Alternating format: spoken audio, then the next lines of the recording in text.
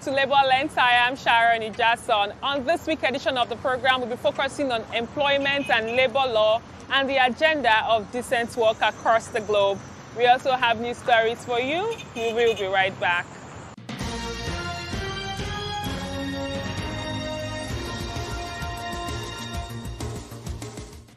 Retired civil servants in Zamfara State had in the past years experienced frustration, poverty and hardship due to non-payment of gratuities and pension arrears for years. Some have recounted their years of struggle and faced humiliation after dedicating their lives to public service, and others died while still waiting. But since the coming of this administration in May 2023, the government began mobilization to settle the over 13 years backlog of gratuities. Governor Dauda Lawal, while receiving a report of Joint Committee on the authentication and payment of backlog gratuities owned by previous administration, he says over 8,000 retirees received their entitlement worth over 13 billion naira. When we took over, worker salaries were not paid for over 3 months, and sadly, retirement benefit and gratuities have not been paid since 2011. Therefore, we prioritize the prompt settlement of all rights and benefits of all civil servants and public officers and those who had diligently retired after serving our dear state. The Commissioner for Finance and Auditor General of the state says the move is to alleviate the suffering of the retirees. This exercise is not merely an administrative milestone.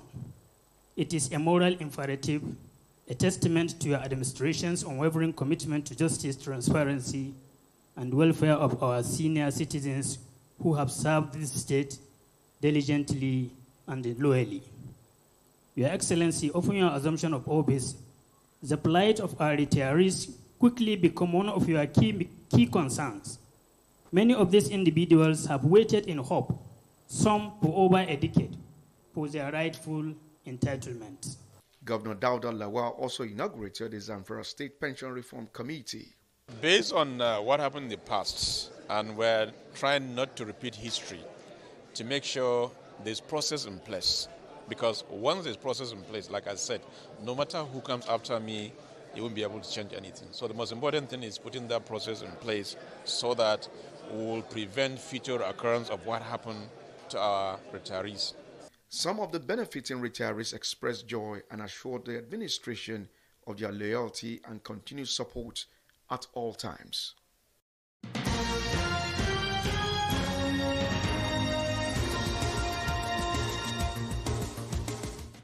The Nigerian Union of Pensioners (NUP) in the Southwest Geopolitical Region has called on state governors in the zone to do more in ensuring regular payment of gratuities and pension arrears for their members. Similarly, the Southwest retirees also expressed dismay over non-payment of backlog of gratuity arrears of retirees by the Ondo State government. The zonal spokesperson of the union, Olusegun Abaton, made the commendation in a communique after the Southwest Zonal Council meeting of the association in Akure, the Ondo State capital. He said the association, as a major stakeholder in the political arena of the country, would not vote those that would not cater to the welfare and well-being of pensioners during forthcoming elections in the country. Governors of the Southwest, those that have changed their attitude to pensioners, and those that are still not doing what the pensioners in their states want. I want to seize this opportunity to, especially on behalf of the Southwest pensioners, appreciate Prince Dakpo Abiodun, the executive governor of Ogun State, for what he did for pensioners in the last 2 months. He lauded Governor Dayo Abiodun of Ogun State for releasing a sum of 8.8 billion naira as their gratuity arrears. It's very timely that we are having this conversation. We have industry experts, a lot of things is happening within the oil and gas space in terms of hiring and firing, regulations, stricter regulations. And decent work is also something we can't shy away from. The world is already a global village, and every organization, every employer of work, they need to understand the contemporary and the dynamic situations we find ourselves in Nigeria. As our law is evolving, we need to catch up with global trend, and we can see that the NICN is doing a lot, to really come up to speed.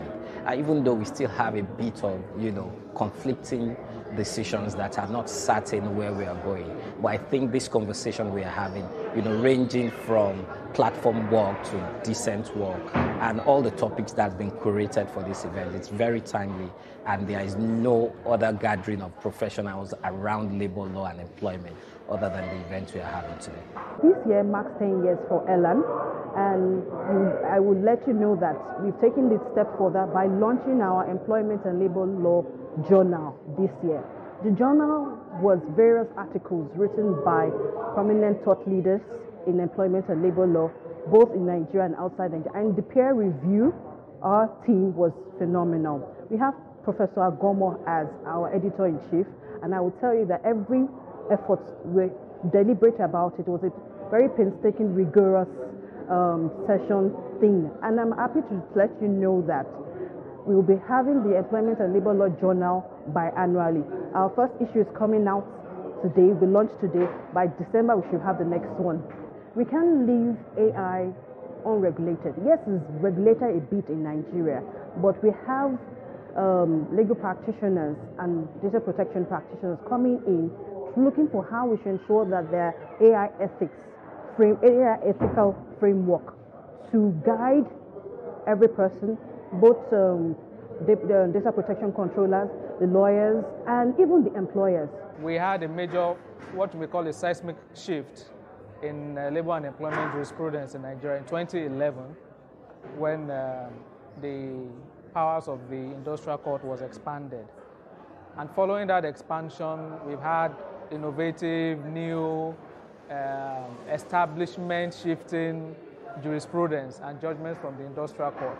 But many practitioners, many users of the court, and even employers and employees are still not abreast or come to grasp with the new jurisprudence. And of course, labor being a very dynamic sector with new forms of working, like you mentioned, platform work wasn't a thing until a few years ago.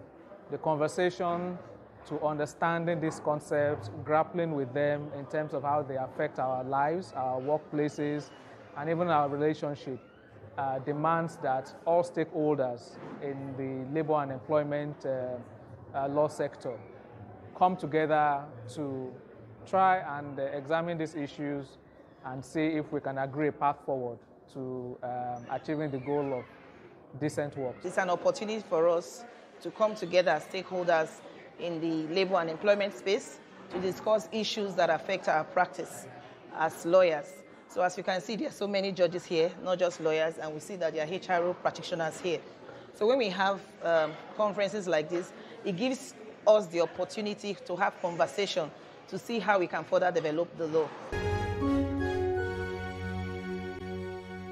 On the Profile TV segment this week, I'll be speaking with the representative of the Employers and Labor Lawyers Association. They tell me it's important for workers and employers to sit on the round table from time to time.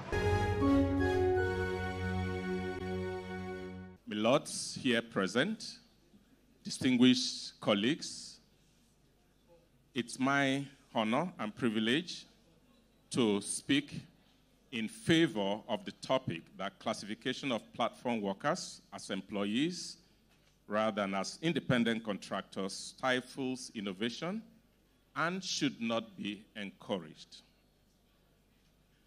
Anyone who believes in the transformative power of freedom, flexibility, and disruption will support the proposition that the classification of platform workers as employees and not independent contractors stifles innovation and should not be encouraged. On the other hand, those who oppose this proposition are proponents of rigid regulatory regimes and risk smothering the very fire that fuels digital transformation in Nigeria and across the globe. From the poll that was taken earlier, because of the low participation, I could tell that a number of people here may not appreciate the topic or even understand who a platform worker is. For your benefit, platform workers are those workers that are integrated in your everyday life that you probably wouldn't have taken notice of them. The clearest of them is your Bolt driver. Some of you came here on a Bolt ride. That is the platform driver.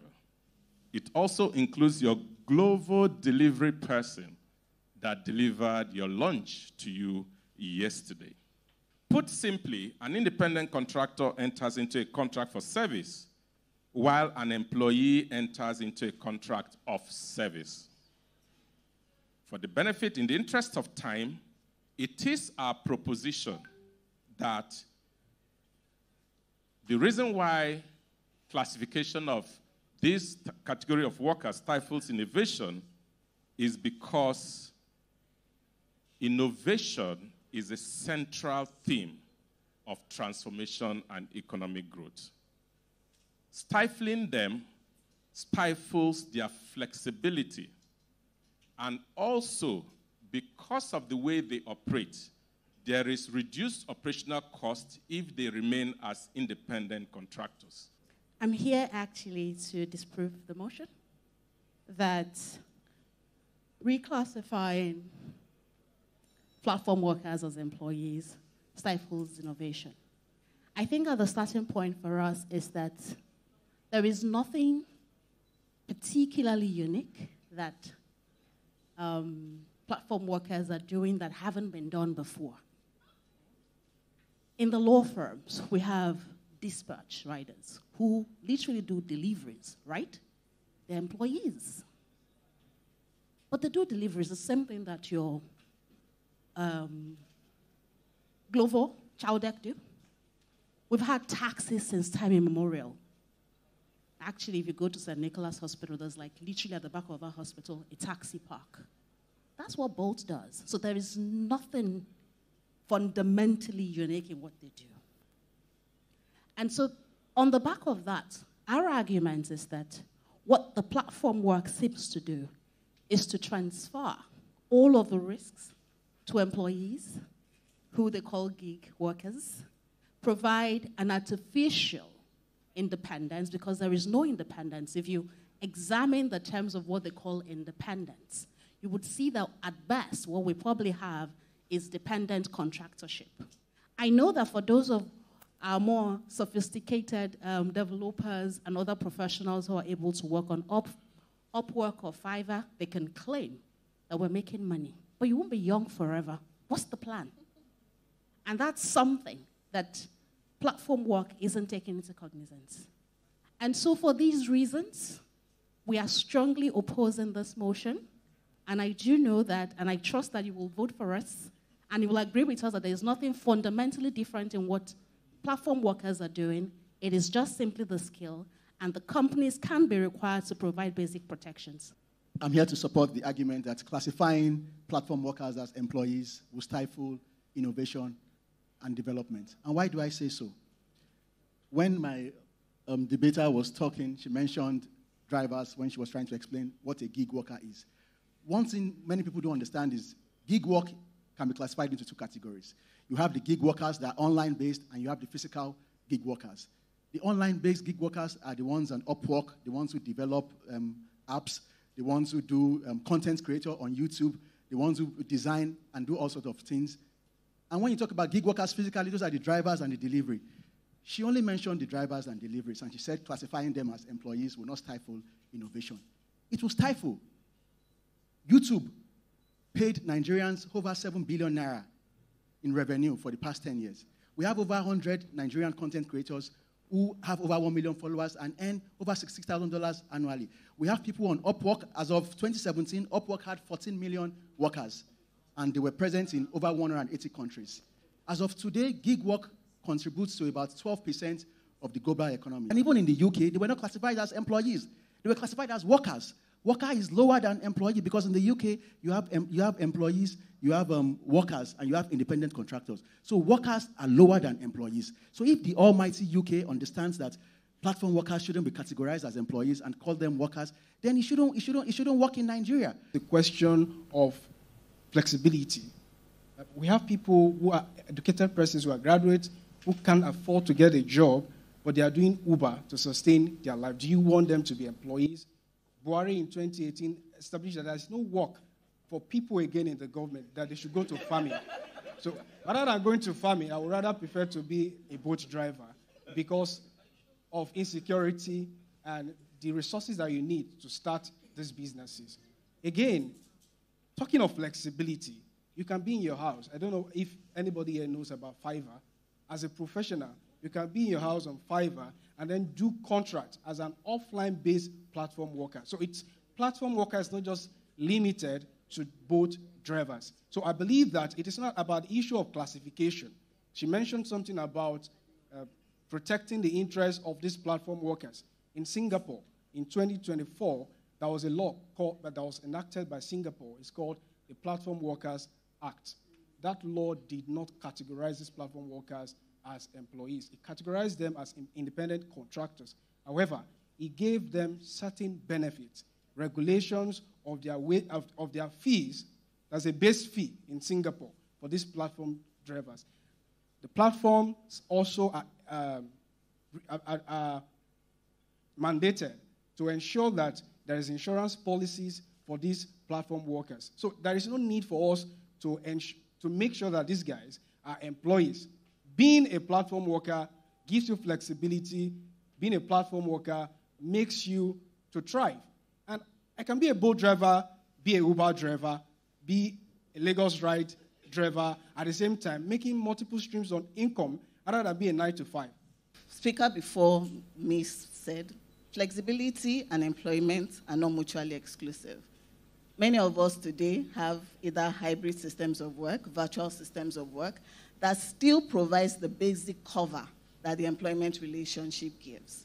And so what we are arguing today is not so much bring people that have flexibility into a rigid system of work, but rather provide them the basic protection that the employment relationship gives to them. Innovation must be responsible and not allowed to be exploitative. When we allow platform workers to just be like that, we're encouraging exploitative capitalism and entrenching the wage disparity between the equity owners of these platforms and their investors and the platform workers. A number of success stories has been said during this debate, but that is 1, 2, 3, 4, 5 stories out of thousands of workers on this platform. Imagine the life of the Uber driver or the boat driver that brought you here today. First and foremost, he's not allowed to pick what ride he goes. I'm sure many of us have the experience that after we call them, after we book a ride, they then ask you, where are you going? Because they're not even allowed to choose their routes. They're not allowed to fix their price. They are not allowed to work below some certain hours. If not, they risk their ratings either dropping or being knocked completely off the platform. So again, let's look at even the nature of that relationship. We have allowed companies come in, dictate terms of work, dictate price, dictate manner and control in which that work will be delivered, and push all of the risk and the protection that it should be afforded that worker to either the worker itself or the society. Now let's bring it back to Nigerian society. Yes, we do agree that allowing technological innovations has helped deal with the great problem we have with employment and unemployment. But we must also make sure that innovation is not just responsible but sustainable. When we allow innovation become exploitative, those businesses cannot be sustainable in the long run. And we have examples where all around the world, sweatshops have now started to receive a lot of pushback over the conditions of service that the workers in those sweatshops are facing. And also the risk to the society. By failing to provide basic protection, pay, health insurance, pension to platform workers, we push them back to the society, therefore also increasing all the problems that we see that unemployment and underemployment has caused, including security, pushing them forward for future generations to come and face. I don't know whether you have read this book, Done, D-O-N-E, by Jacques Peretti. The book is centered on secret deals that the corporate world does and which to him shape and control our lives.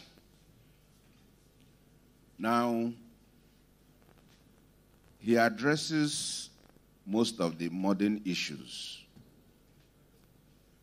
Technology in the workplace, technology in the pharmaceutical industry, technology in education, technology in the banking sector, technology in taxation.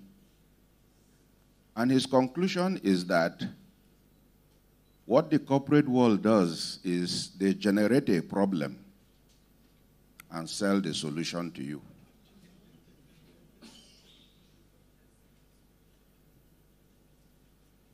Take the banking sector. They did a research on the psychology of spending. And they discovered that we find it difficult. If I ask you now to give me 10,000 naira, you will have difficulty counting cash. But it's very easy for you to transfer 10,000 naira to me. Meanwhile, and the whole idea is that transfer everything to data. If you ask or I buy a product for 1,000 naira, if I give you cash 1,000 naira, you can use that 1,000 naira and buy something else. Whoever buys, collects, can use it. So the value remains constant, is it not? But if I buy something for 1,000 naira and I do a transfer, what happens? I am buying that thing for more than 1,000 naira. So the value of my 1,000 naira is actually less than 1,000 naira. And it goes on like that. We wake up in the morning and we see good morning. Some make it graphic. In our WhatsApp, somebody would, the essence is good morning, is it not? But do you know you pay more if it's graphic than if you just simply wrote good morning? And the payment is both ways.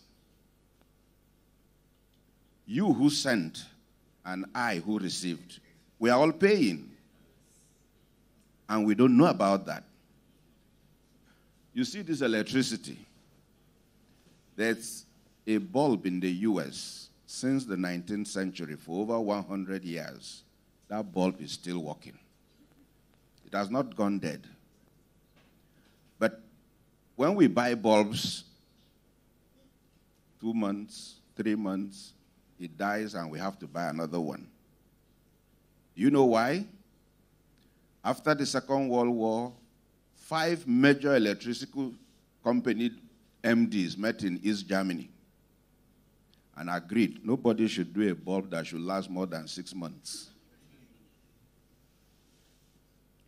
Like I said, I'm just commenting. I'm neither here nor there.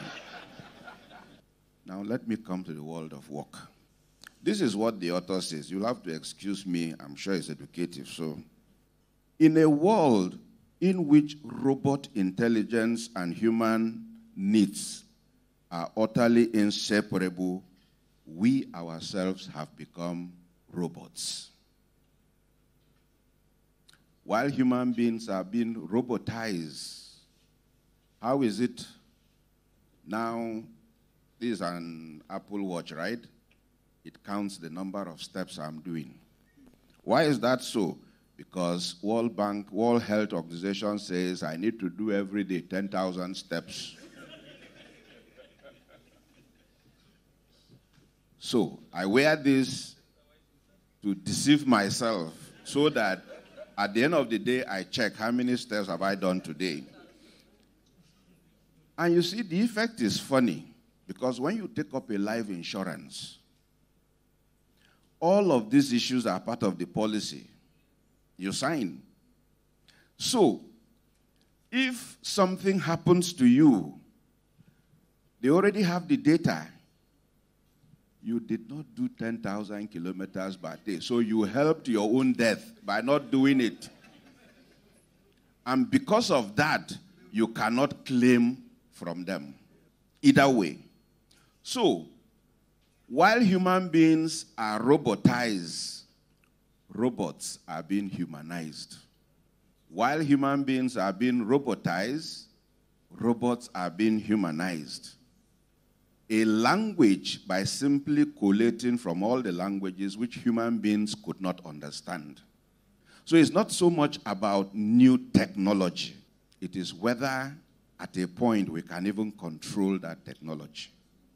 So new technology in itself is not the problem. The problem is when human error and new technology collide. We may have a period of transitional mess. That's what the author is saying.